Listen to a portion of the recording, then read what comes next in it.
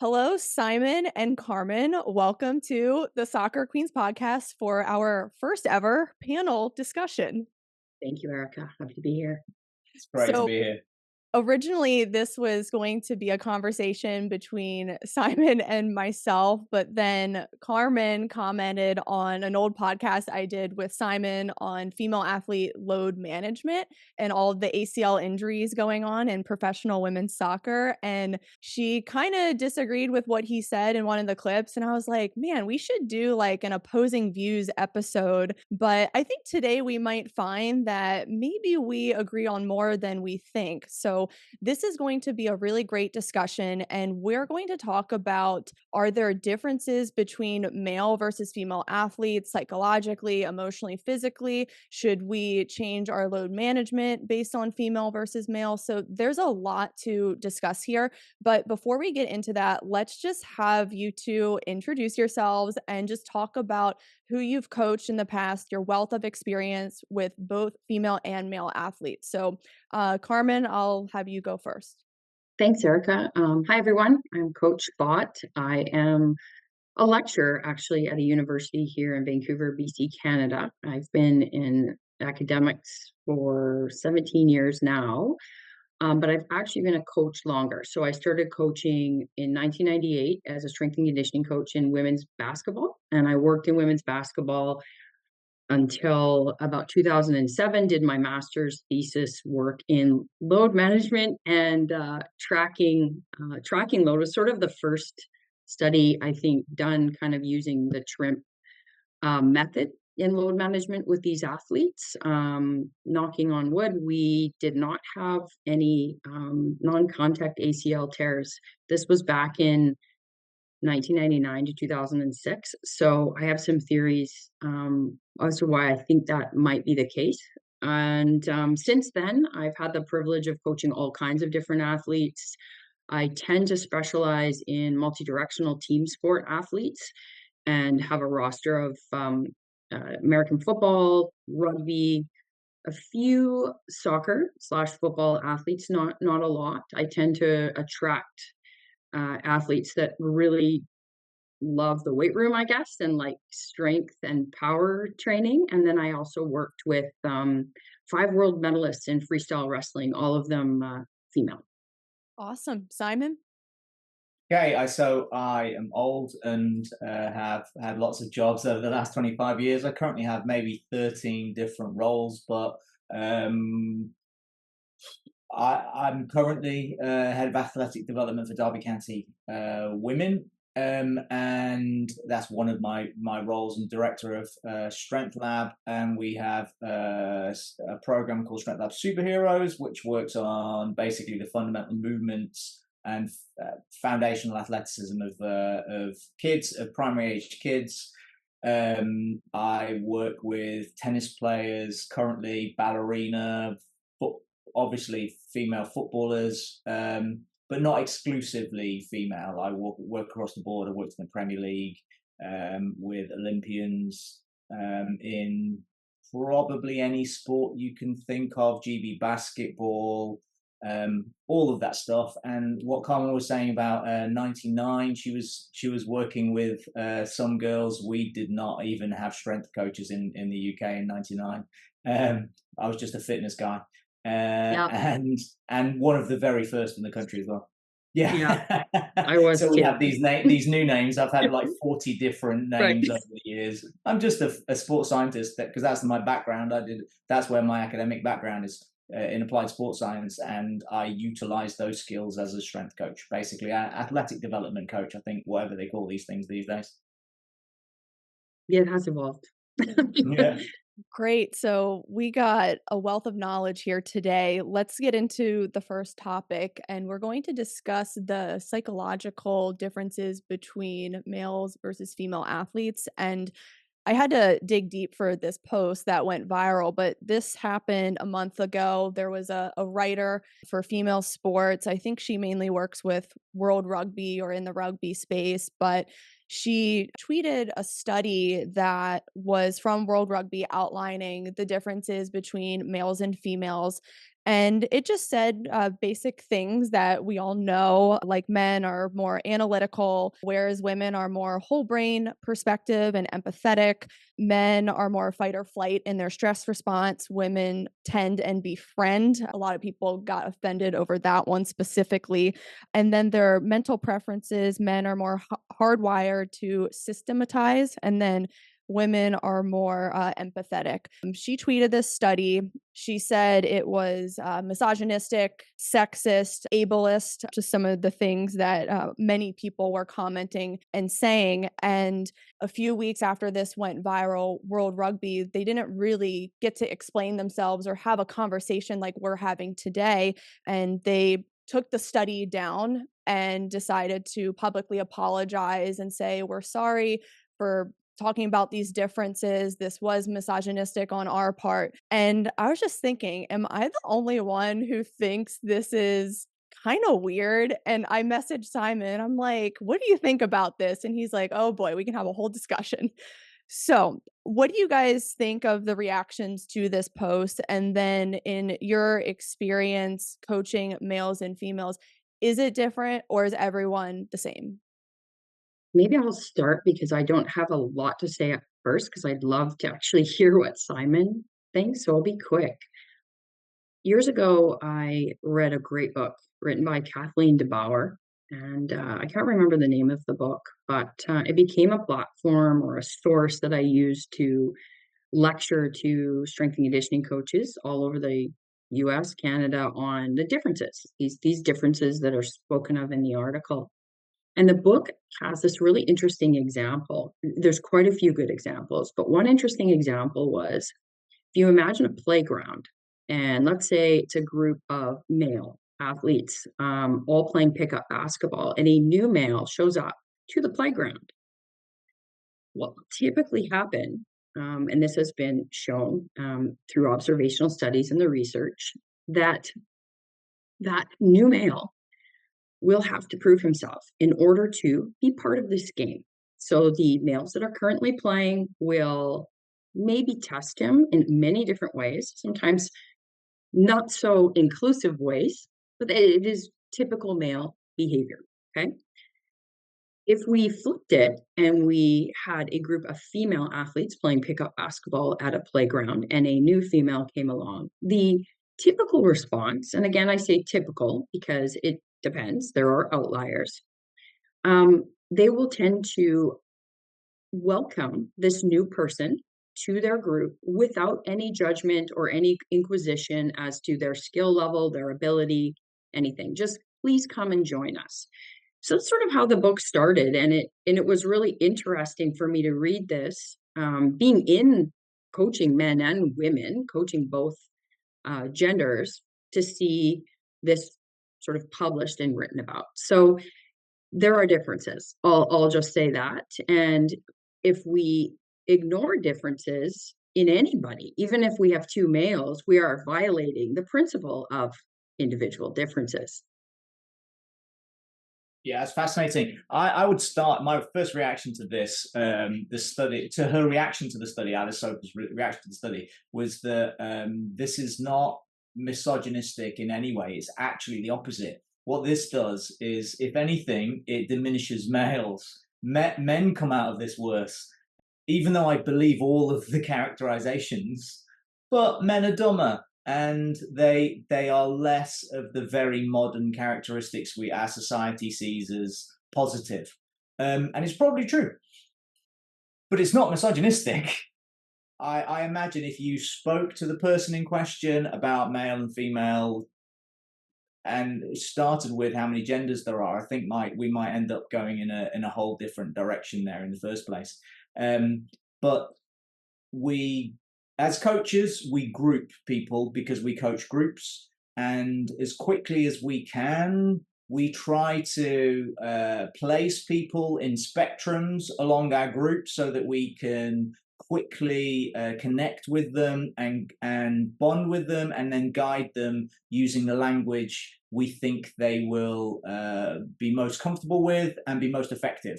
And gender is very much one of these. And in my experience, pretty much all of the characteristics and criteria laid out in this rugby, the World Rugby psychological profiling is absolutely true.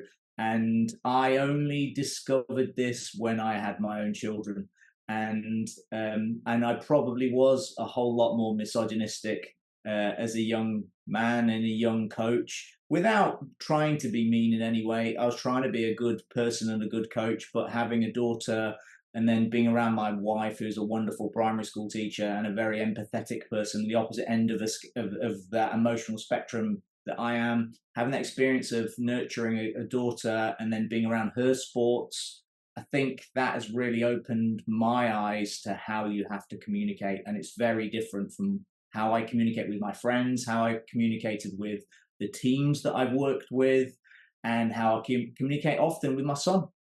Yeah, I would agree with Simon that it's not misogynistic. I didn't mention that, but the article was discussing commonalities and discussing it in context, and using observation that many of us with a lot of experience have seen over and over in these different groups or cohorts of people, of athletes. One thing that makes me really sad is a lot of the women who reacted to this and claimed it was misogynistic. I think they're just having trouble understanding that men and women are different, but that doesn't make women less than. So if a woman is more empathetic or emotional, it doesn't mean she's like weaker or worse.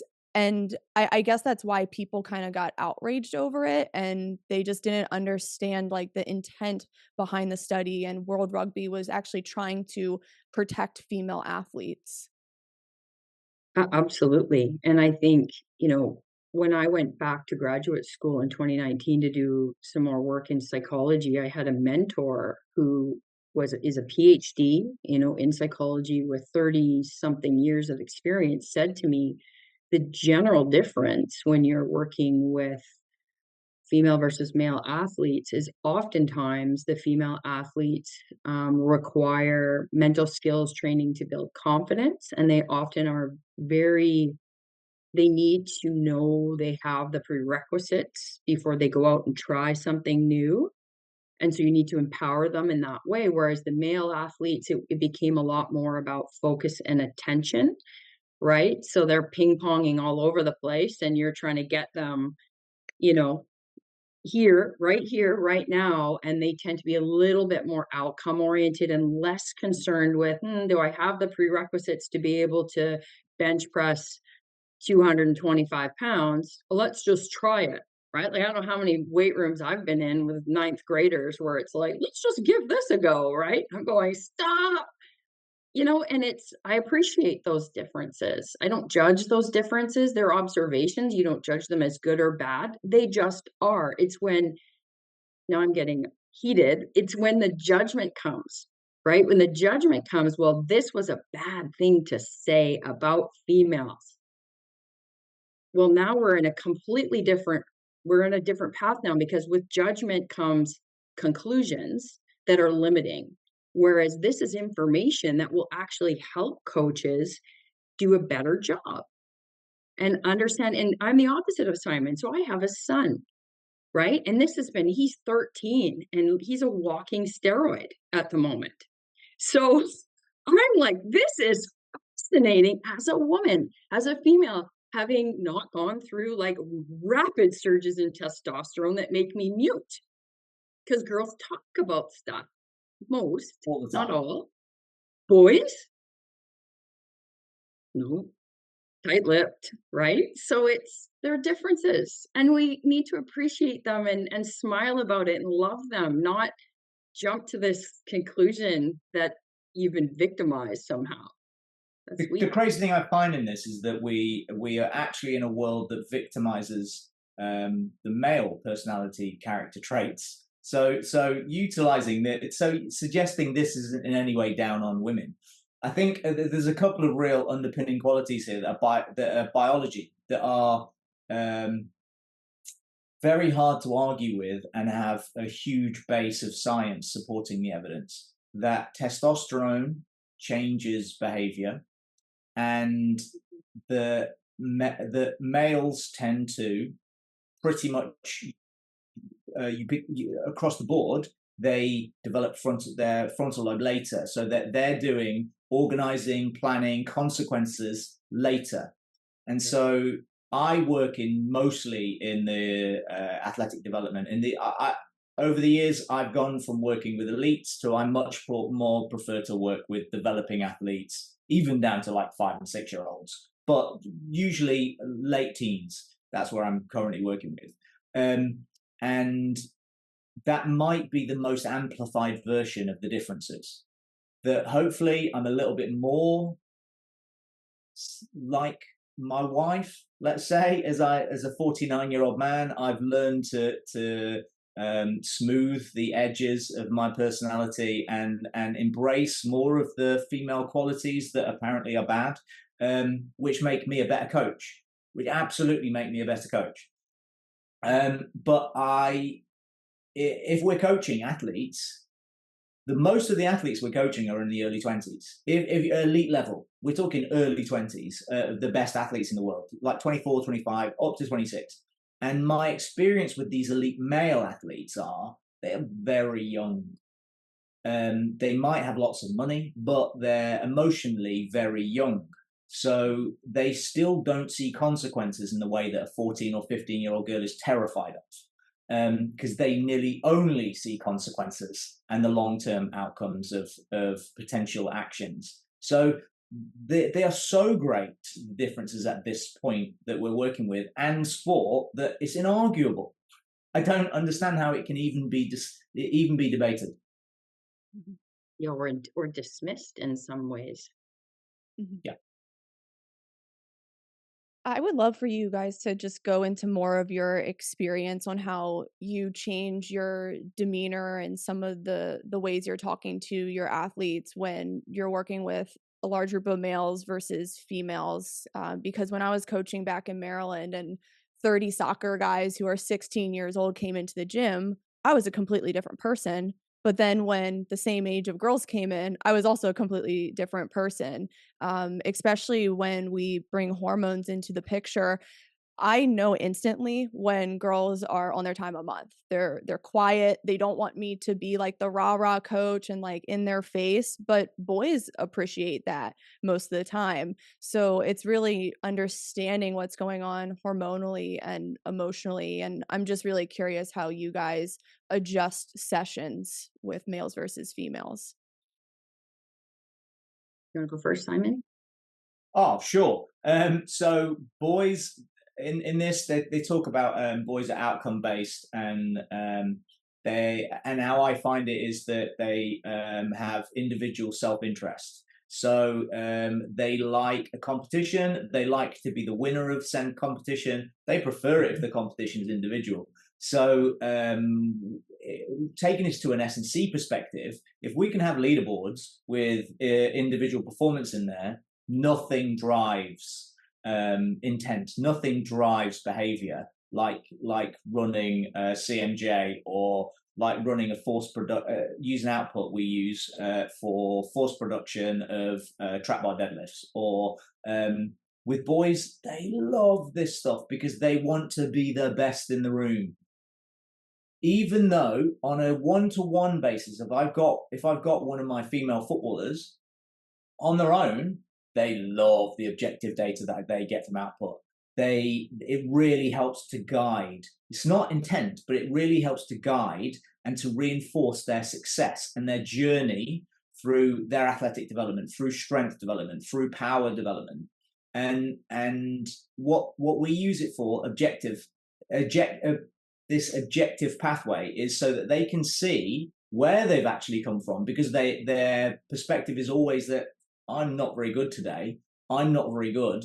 And what this does, if we can lay out a trajectory for them, they can constantly check against it. And even though they had a bad day, the numbers tell them that they're on.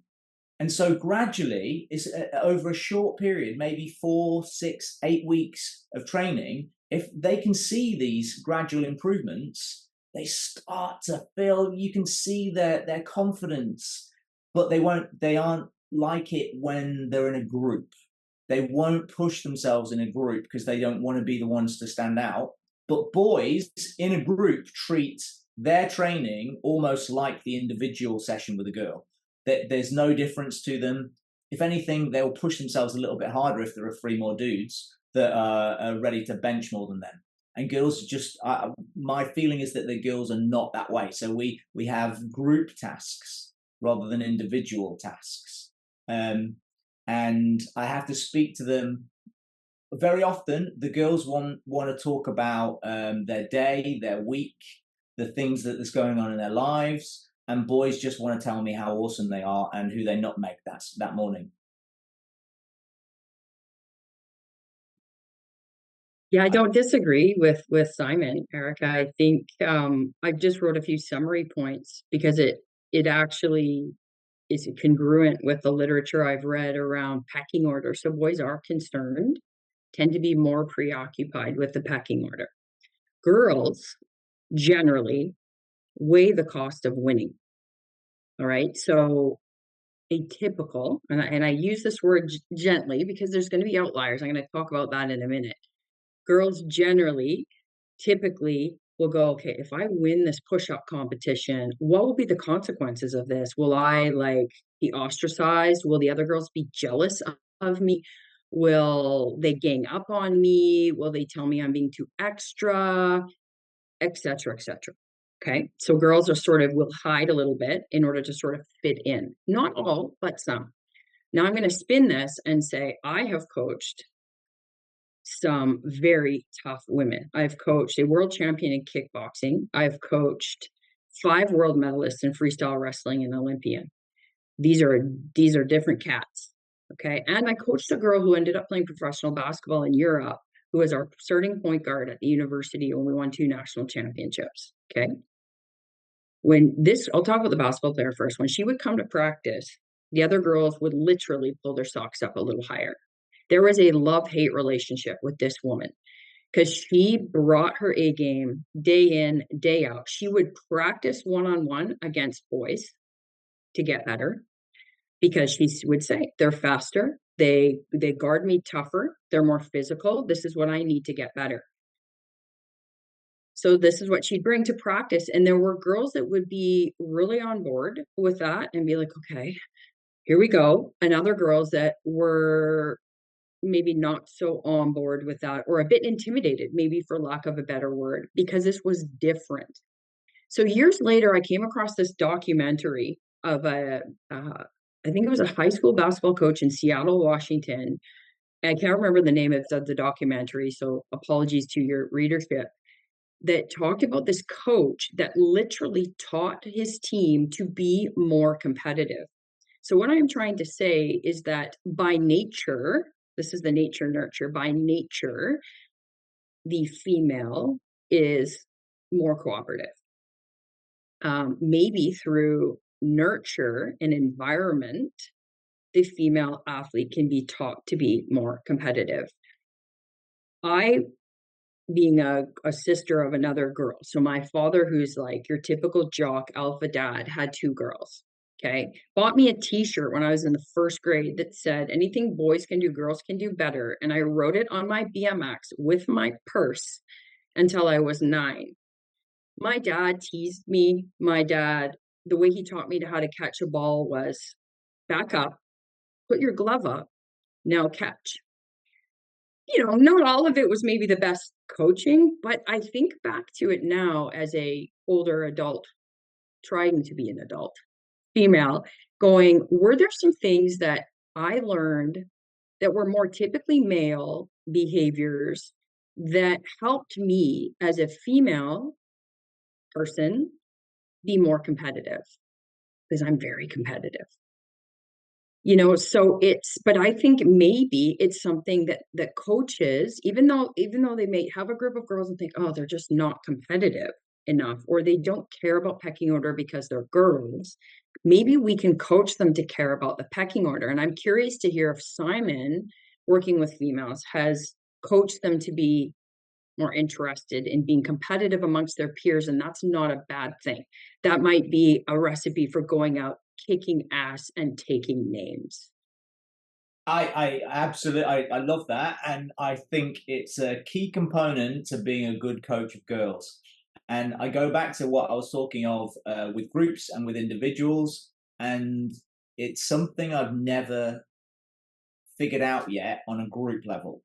But if I work with individuals or really small groups within that larger group, we can change the dynamic of the larger group. Mm.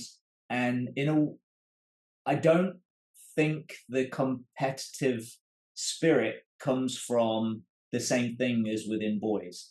I think my way of nurturing that within girls is to give them an objective pathway that reinforces their success to a point that they actually think they're good, and it can't be So you're argued improving their that they're belief in good. themselves, their efficacy. Yes, Love exactly. it. And my fundamental Self-determination belief, theory.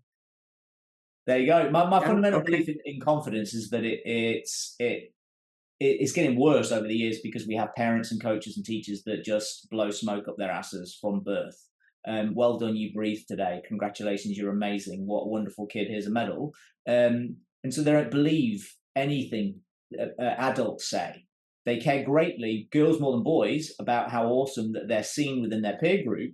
But if you can discuss with them their goals, if you can create an objective pathway of these are the physical qualities that are going to, these are the skill qualities that you need to acquire to get to this point, and then there is objective data that supports their development, they can't argue and they fill up. You can see how they grow within themselves, and then they're much more happy within a group to push to achieve, if that makes sense.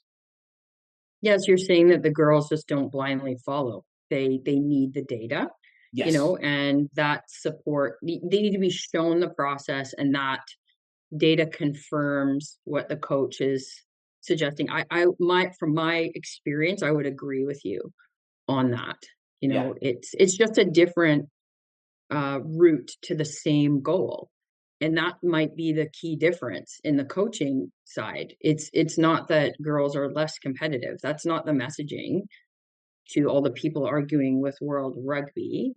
If they took the time to be less emotional and maybe sat and thought about it, that it's how do we, with get girls to compete harder against one another. It's yeah, and it can be it's a learned behavior, if you will. My feeling is that girls care greatly about their teammates. They They want do. to win for their teammates. And if you have a They good do. relationship, they want to win for the coach They much do. less than they want to win for themselves. And it might be even that their fear of failure makes them work hard, which is more than, I think all these things are on a continuum. And Yep. and boys, their fear of failure, because they're so dumb, is much less than with girls. And that's my experience, is that they're not thinking of the consequences, which is what I'm saying Yeah. by dumb. So they aren't scared of the consequences of failure. That they see the opportunity of being the best, of winning, of being awesome more Mhm. than the girls What would publicly. you do if you had a female, though, in your squad, in your weight room or out on the pitch that was more male and her behavior, like, thought her All that shit didn't happens. stink? "Oh, yeah, I know," and then all the other girls are annoyed because of this. Like, how do for the coaches listening, how would they I'm just curious how you handle that. So I tend to work individually with them, You do. and have just individual relationships with everybody there, and try to. Very often, it's very common in sports, in team sports. Much it's entirely different in individual sports like tennis. But Yeah. in team sports, where I think it's quite common to have the higher testosterone kids, I would even like we're genderizing this. I think there's a testosterone relationship here with all of this stuff. More of it means you behave in more of in one way, and less of it you behave in another way. Um, there are outcomes related to it. Anyway, with those girls that tend to be more aggressive, openly more competitive, they can be very much outside of the group.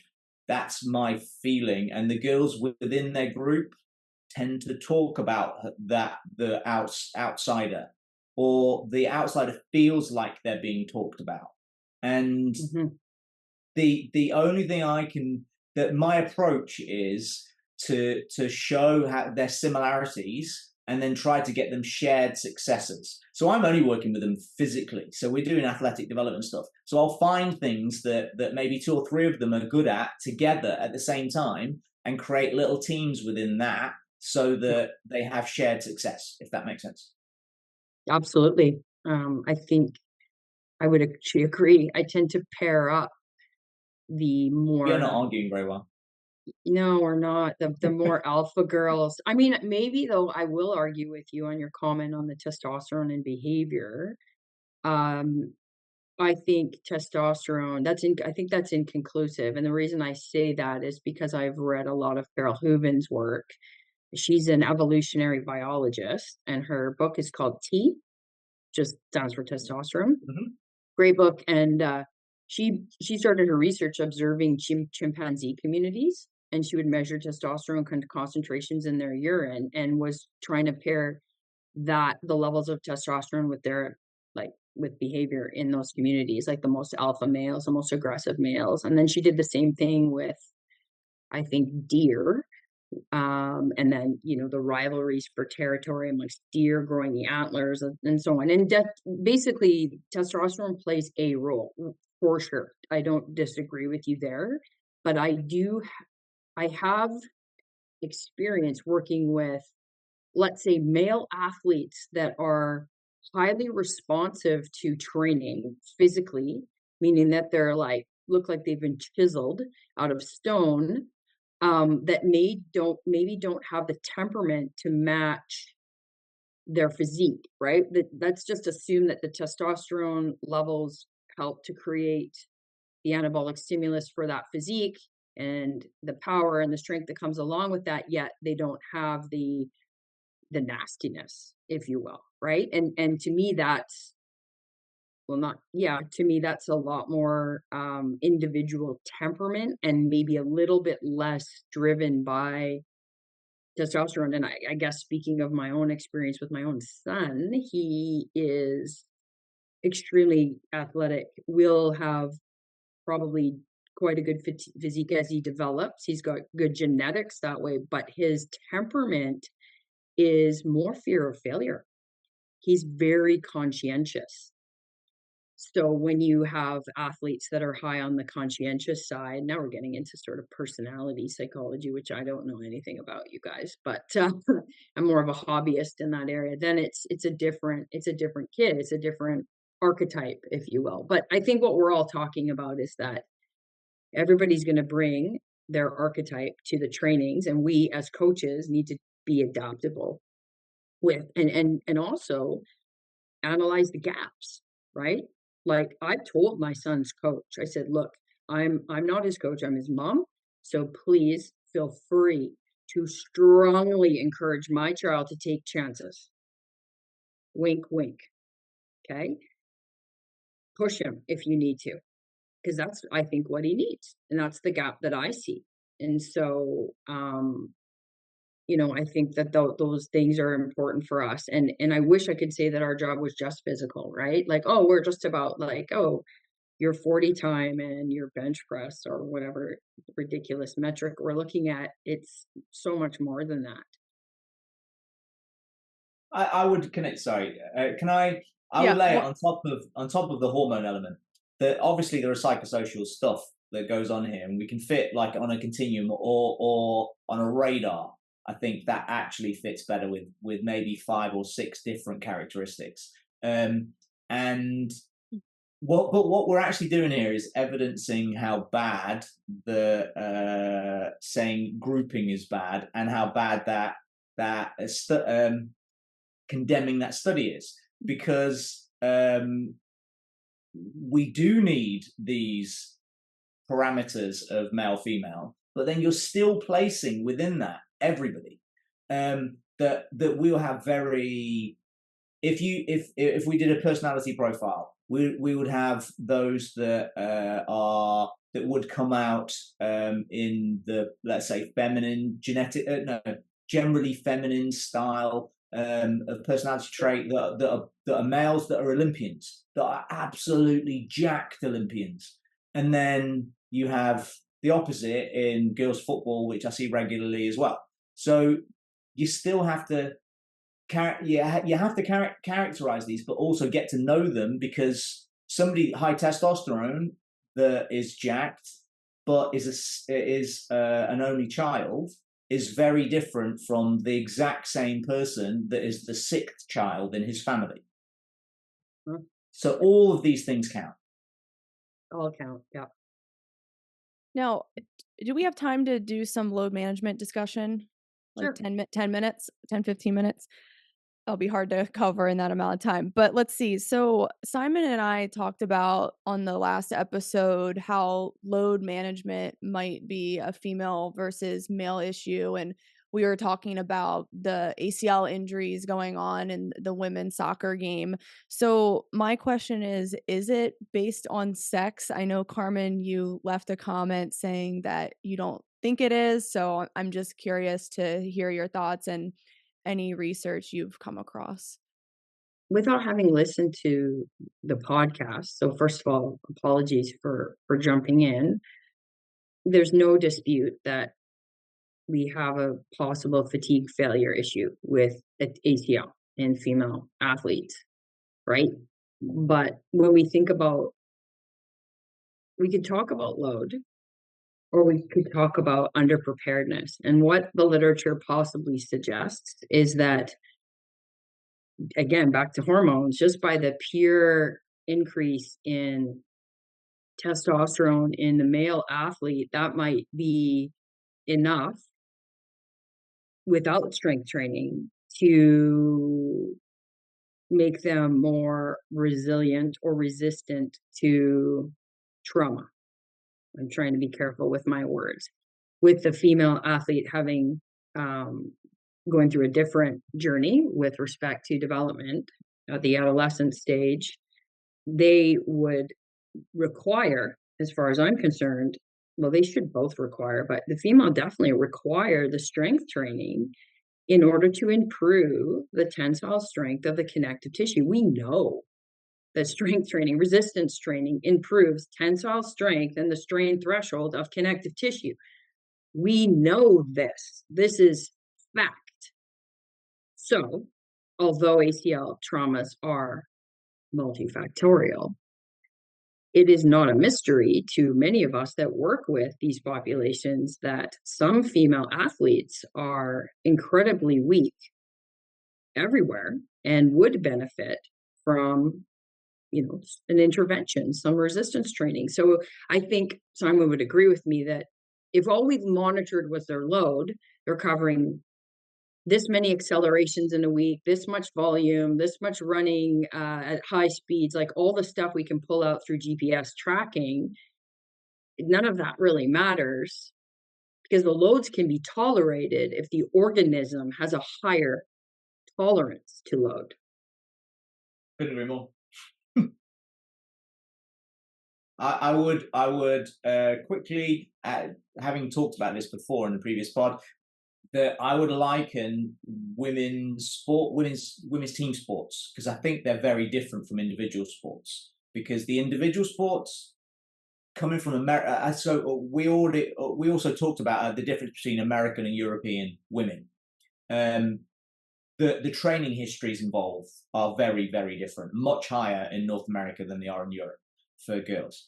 I would suggest there is a very similar rate of ACL tear in women's football and rugby as there is in men's NFL. And I think there is a very similar cause, and I think it's relative strength.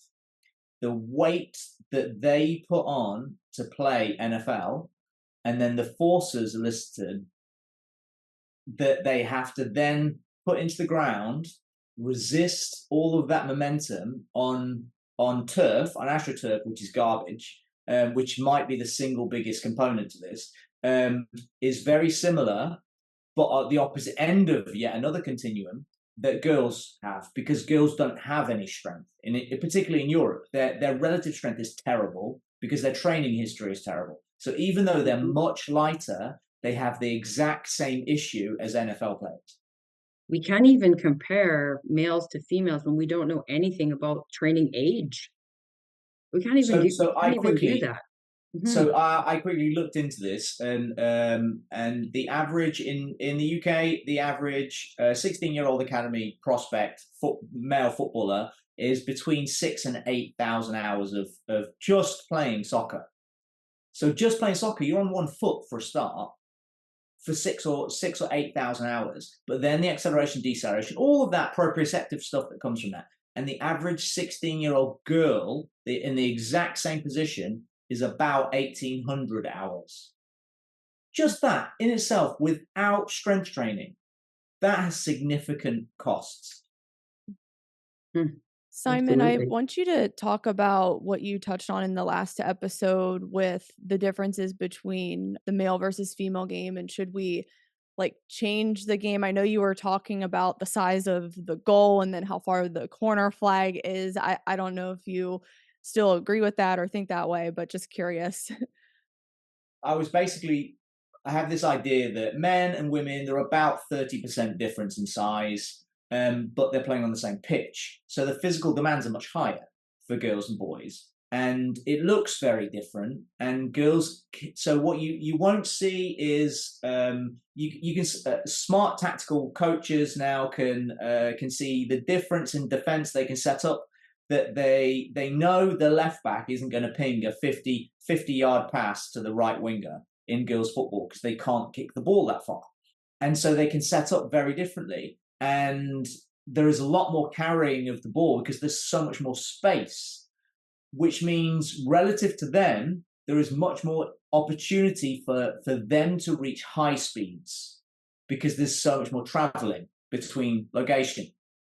So the opportunity for high speeds means the opportunity for rapid decelerations as well, a greater level than with boys, with men's football, leading to more significant injuries. My belief is that there's lots of talk about about women being bad goalkeepers, and I think historically it's been true, but we're getting more and more more athletic athletes playing, more athletic girls. The demographic is changing rapidly in the UK. I can't speak as to America, but the type of girl that is entering team sports is changing absolutely insanely fast. In the last 5 years, you were getting the cheerleader playing football now. And that is the genetic advantage. That's the girl with the genetic advantages of being fast, being athletic, having great kinesthesis, and probably quite a lot of money of middle-class parents that will pay for them to be coached. As opposed to 5 years ago, and historically, that it was the outsider girl that's playing team sports because they were looking for other outsiders who happen to do a sport. So it's becoming very different. So we're going to change that anyway. But so we're getting more athletic. So in a long-winded version, the goal is designed around men who are 30% bigger. So they're over the last 10 years, they can get to the top corner. Women can't. They just physically can't get close to it. So it looks like. So Simon, if we scaled the goal size, would that be misogynistic? But that's the problem. And saying women can't have this discussion. And saying women can't get there is that misogynistic, but it just is what it is. Sorry to ambush your point, but I thought, this is the devil you do. Make the men's 30% bigger. Mm-hmm. There's a thought. People are afraid to have that discussion because they don't want to offend anyone, but when we have this discussion, it's like us intent is key. we want to help female athletes. Like, we want to solve this injury epidemic that's going on. Obviously, strength training is really important, but these are some really hard conversations that not a lot of people are having and thinking about. I love what you said about the style of play, Simon, because being different, because the second sport that's starting to really lead the ACL trauma in North America is field lacrosse, which is played on a soccer pitch, on a football pitch, same size field. My son started playing that sport at 10 years old and was playing on a full field when the soccer kids were not. So there's certain things that certain sport organizations are not considering, right? In order to either improve the game, for it to be age appropriate, for it to be appropriate for the sex of the athlete, and that's scientific. That's a scientific way of thinking in order to, prevent a particular, injury that is clearly on the rise. It is multifactorial, but there are some very simple things that we could do to improve outcomes, but maybe we're not doing because we're afraid that doing these things are too drastic, that will offend too many people, that even if we support it with evidence and a hypothesis, if that doesn't seem to be enough, that women can do exactly what men can do, when clearly, like with my female wrestlers, for example, they will stop wrestling males once those males hit puberty. So like my top girls, when they're getting ready for like the worlds, they will wrestle 15-year-old, 14, 15-year-old boys all the time because they're faster and they want the speed. They want to have to force themselves to make decisions quicker, which is great. But they're very clear that once those boys sort of enter the other side, no more. It, it's not an even playing field. That's okay. Until we can have these discussions openly, what we're going to have is not finding the best solutions for women's sport, for women in sports, but we're also going to have really disjointed, localized governance of these things. So in England, the Premier League, and now we have two different organisations who are going to run women's sport, and they set their loading standards by the men's game. So it's completely inappropriate because it's a completely different demand. But also at the lower levels, we get at 16, the 16-year-old girls, they play 4 20-minute periods with a 5-minute break. But the boys play 2:45s. But as soon as they get to 18, they play 2:45s. So they're not conditioned for this thing either. So we suddenly drop these elite demands on the first team girls. Girls in soccer in England, they're basically dismissed through the academy if they're not ready for first team football as a 16-year-old, they're not going to make it. 16. So these are still at school and have never been open to, subjected to, or experienced full-time training. And then they get Some dropped of my straight top into full-time athletes training. didn't start their sport until high school, which is 16 here. But it doesn't happen in male sport. Like men get till 21, 22 before they're decided they're discarded with, or they have to move to a lower level. But not in girls. What is that based on? Opinion. Just the coaches. So we have a lot of problems with opinion and lack of observation and lack of understanding of the science. I think we have or appreciation that the game's played differently, because you can't kick the ball, if I heard you correctly, from the defense across the field to the forward on the opposite side. Is that what I heard? Yeah. They physically can't kick the ball that far. And that's fine. That's a fact.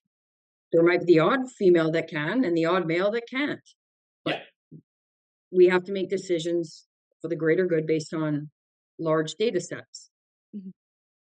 So when you talk about load, then it's really not about females can't handle the same loads as males. It's like, because they play the game differently and they have different attributes, that's where the game is different. That's where the decision making needs to be. We need to factor those things in. But yeah, we do. But also, we very much need to factor that in. But also, they're playing on a bigger pitch because it's the same size pitch. The pitch is bigger, so the demands are different.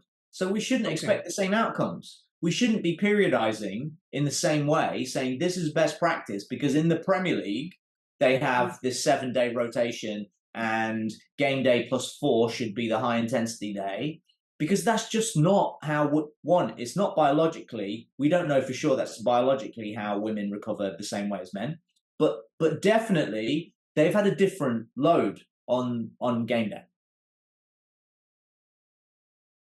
By the nature of the sport. And we could apply the rules that you're coming up with to basketball, where majority of my ACL clients are basketball players, right? We could apply this to field lacrosse. We could apply this to 15s rugby. We could apply this across the board, right? We must look at how that sport is played and make decisions based on that.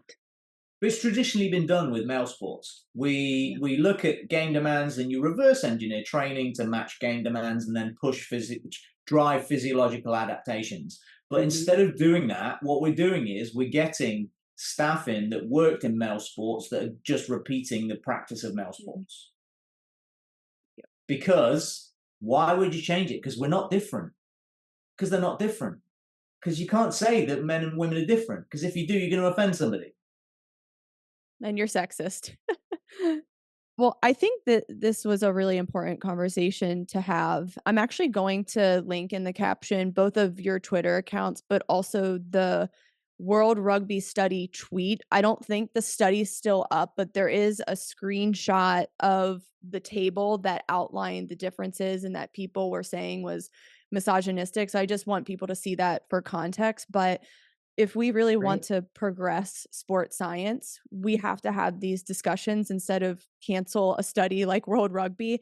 And I'll just end with this. The funny thing about this whole thing was everyone said the study was outdated because it was done in 2006, but no one provided any studies to refute them and prove their point. So if you have any studies that say we're all the same, share in the comments. I mean, I haven't found any anywhere, but yeah, I just think it's really interesting and we should be able to have open debate about this. And this conversation wasn't really a debate. Sorry, everyone. But yeah, I think it was good to just wrestle through these topics. And I really appreciate you two coming on. Thank you so much, Erica. I'll see everyone on the next episode, and we hope you enjoyed this discussion.